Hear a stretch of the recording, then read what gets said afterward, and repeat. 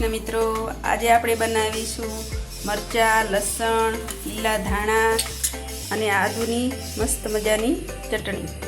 તો ચાલો આપણે આજે ચટણી બનાવીએ. જો મિત્રો, હવે આ મરચાં છે, આપણે એને નાના નાના ટુકડા કરી લઈશું.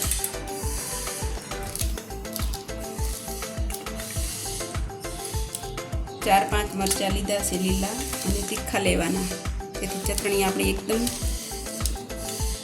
તીખી થાય સરસ.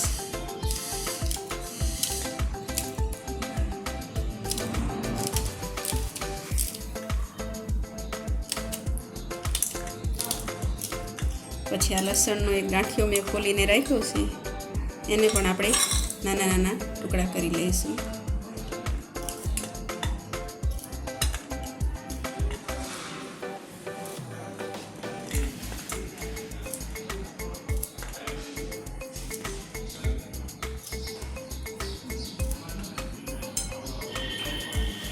પછી એક આદુનો નાનો ટુકડો લીધો છે, એને આપણે બરાબર છાલ ઉતારી અને એને પણ નાના નાના કટકા કરી લઈશું.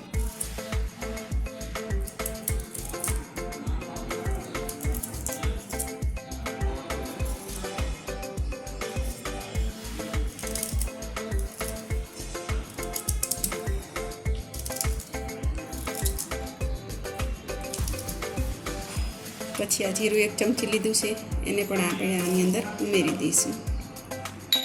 અને એક ચમચી સ્વાદ અનુસાર મીઠું લીધું છે, એને પણ આમાં ઉમેરીશું. અને પછી આ ધાણા છે એ મેં બરાબર ધોઈ અને સાફ કરીને રાખ્યા છે. આપણે દાંડલીવાળા જ લેવાના છે, એટલે તેનાથી ચટણીનો સ્વાદ એકદમ સરસ આવે. જો મિત્રો, આપણે એક આ મિક્સર જાર લઈશું, એમાં આ બધી વસ્તુ આપણે ઉમેરી દઈશું. અને પછી આ ધાણા જે ધોઈ અને સાફ કરીને લીધા છે, એને પણ આપણે ઉમેરી લઈશું. કોથમીર આપણે વધારે લેવાની છે, તેનાથી એ ચટણીનો સ્વાદ સારો લાગે.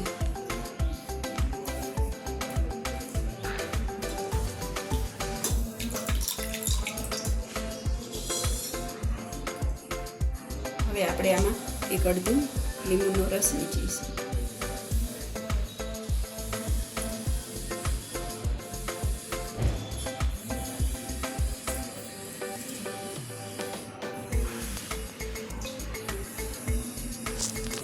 ચલો, હવે આપણે આ બધું ક્રશ કરી લઈશું.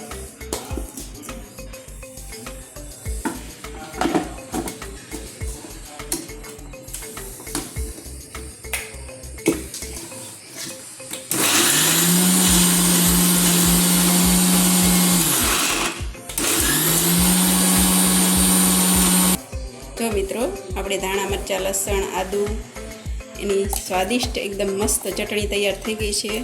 હવે આપણે આને સર્વિંગ બાઉલમાં લઈશું.